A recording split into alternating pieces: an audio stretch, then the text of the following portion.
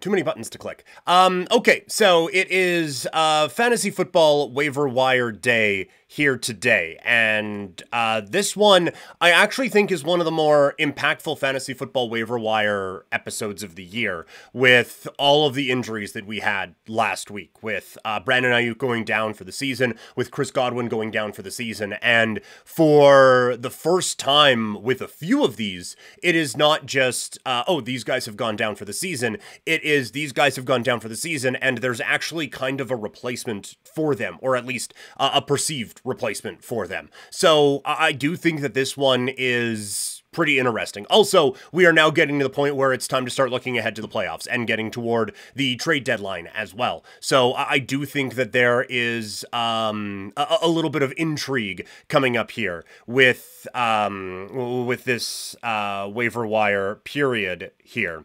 So let's get into it. We will begin with the quarterback position. Couple streamers for this week, and the first one is Bo Nix. He's only 13% owned, going up against Carolina, who just got gashed by Marcus Mariota. Bo Nix, I'm not a huge fan of, but if I were starting a quarterback with, fate of the earth on the line, lasers pointed, Max Kellerman wants Iguodala, I would take Bo Nix over Marcus Mariota. That in the hierarchy of we need to win a football game to fate of the earth and all of those things, Bo Nix greater than sign Marcus Mariota. So I think that this Denver offense is kind of starting to find their groove a little bit. And you guys know I am not necessarily one to heap a whole lot of praise on Bo Nix, Sean Payton, or the Denver Broncos. But before this week, it was back-to-back 20-point performances. And then last week against New Orleans, they were just so thoroughly kicking their ass that they didn't need that. So there you go. And so I think that Bo Nix has a pretty good game here this week. Russell Wilson is 7% owned.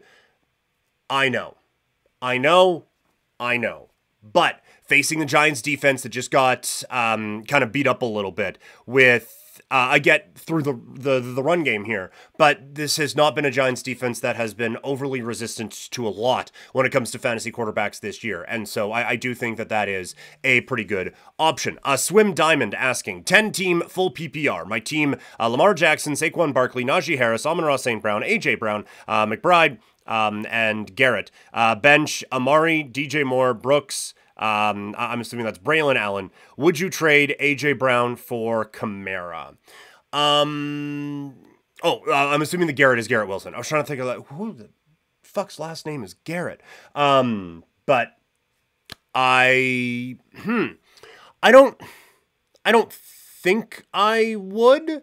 I think that right now, obviously, like you have strength on a number of different areas, and this is a tremendously built fantasy football team. But I think with Saquon and with Najee, you do have a strength there. Now, having Braylon Allen kind of being the height of the depth of your team at the running back position, I do see the potential thought of throwing a Alvin Kamara into that lineup as well. But I do think that with A.J. Brown there, you still have...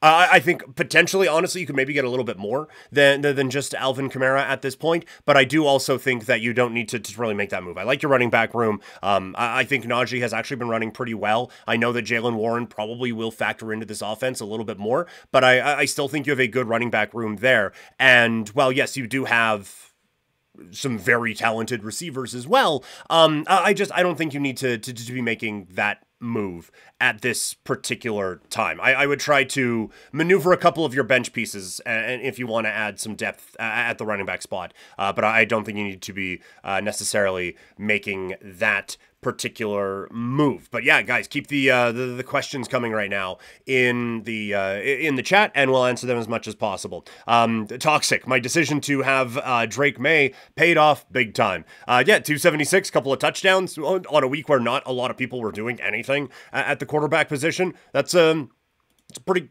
pretty good one, I would say. So congratulations. All right, wide receiver is where this waiver wire, I think, really takes off. Jauan Jennings is a must. He's 31% owned. He is a must-add for the rest of the season. We saw that there is value there when everyone was hurt on San Francisco. He came in. He had a pretty good rapport with Brock Purdy, and I think he can fill in now in the Brandon Ayuk role pretty well. I don't think it's just going to be straight line. What you were expecting from Ayuk, you can now transfer over to Jauan Jennings, but I do think that Jennings now, in terms of what we had on the waiver wire, and look, like this has not been, as someone who's in a vampire league and who has been relying on the waiver wire all season, this has not been a gigantic season of greatness on the waiver wire. So this is about as close to a waiver wire like must that we have had all season long.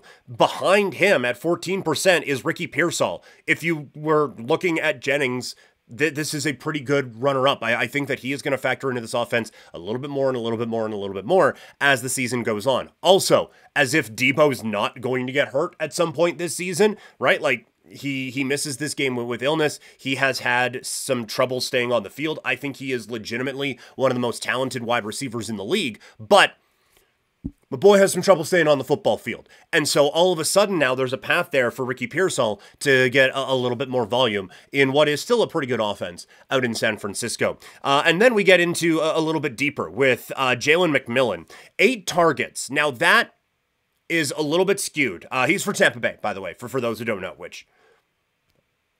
not necessarily blaming you, who's keeping up on all 3 wide receivers out in Tampa Bay. But Mike Evans was not active in that game for the Buccaneers on Monday night against Baltimore. And so I think it would be a little bit easy to just be like, oh, wow, he had 8 targets and now Godwin's out. This is a guy who can just go in and get all that volume each week.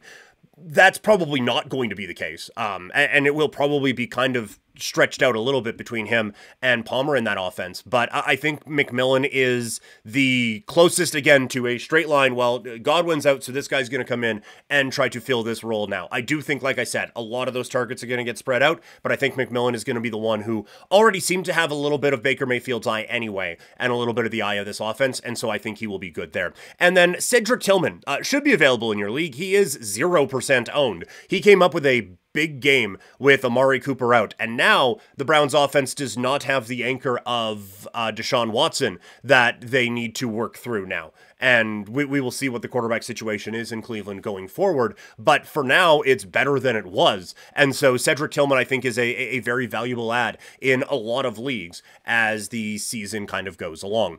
At running back, we don't really have the studs that we're hoping for, probably. At 25%, it's Ray Davis. He didn't have the monster week of a couple of weeks ago, but it does really seem like he is kind of the handcuff, so to speak, to James Cook if something else happens in that backfield. And he seems like a talented kid. So I think for a little bit more stash purposes, that's the way to go. And same thing goes with Sean Tucker. I thought he looked like one of the better running backs in that game last night for Tampa Bay. And again, he's not getting the volume of a couple of weeks ago, and unless someone gets hurt, the opportunities are going to be a little bit scattered. But I do think that A, if someone gets banged up, or B, he just keeps showing out, there is going to be a role for him in that offense out in Tampa Bay. And then Tyler Goodson at 14%. It might The window to throw him into the lineup might have closed if Jonathan Taylor is back in the lineup this week, but I do believe that that Tyler Goodson here has kind of taken over Sermon as the handcuff to Taylor. And if Taylor's out again, I think Goodson actually has a very realistic shot of having a pretty good fantasy week for the Indianapolis Colts. At tight end, there's a couple. One of them I'm cheating on because normally I normally go just 35% and under. But Cade Otton, I think, again, going to what is happening out in Tampa Bay with Godwin and the injury situation out with the Bucs, I think that Otton now becomes a good option and another one that Baker Mayfield trusts to maybe get a bit of a bump in the target share and potentially have a bit more of a predictable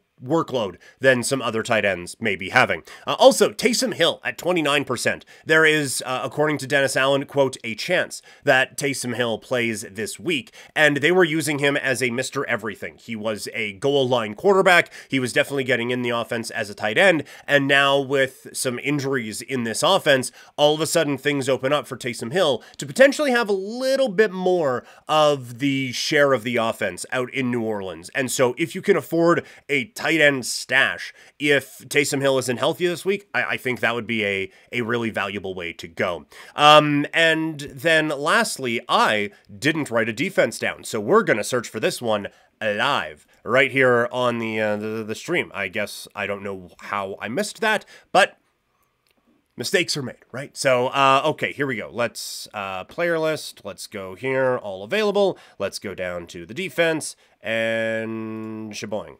All right, so sorting, well, the number one projected defense on the week is the Steelers defense going up against the Giants. If you're running the 4% leagues that doesn't have Pittsburgh owned, by all means, run out and pick them up. So at under 35% owned, what do we got? We have the Rams taking on Minnesota. I would probably pass on that one. Miami against Arizona, not great. Oh, here's the one we're going to be looking at. It is the Detroit Lions, as they are just 21% owned, going up against the Tennessee Titans offense that just loves to give the football to the other team. So there's that. That's probably the best defense we are going to find here. Just want to do one more quick little run. Yeah, if Tua is out, then maybe the Atlanta defense, or sorry, the Arizona defense against Miami, but that's probably not something you want to roll with. So I would say, yeah, the Detroit one is probably the way to go. Traded Devontae and MPG at the beginning of the season for Amon-Ra St. Brown. Did I fleece? Boy, it certainly kind of looks like it, right? Because the Davante Adams situation isn't necessarily looking like it's improved.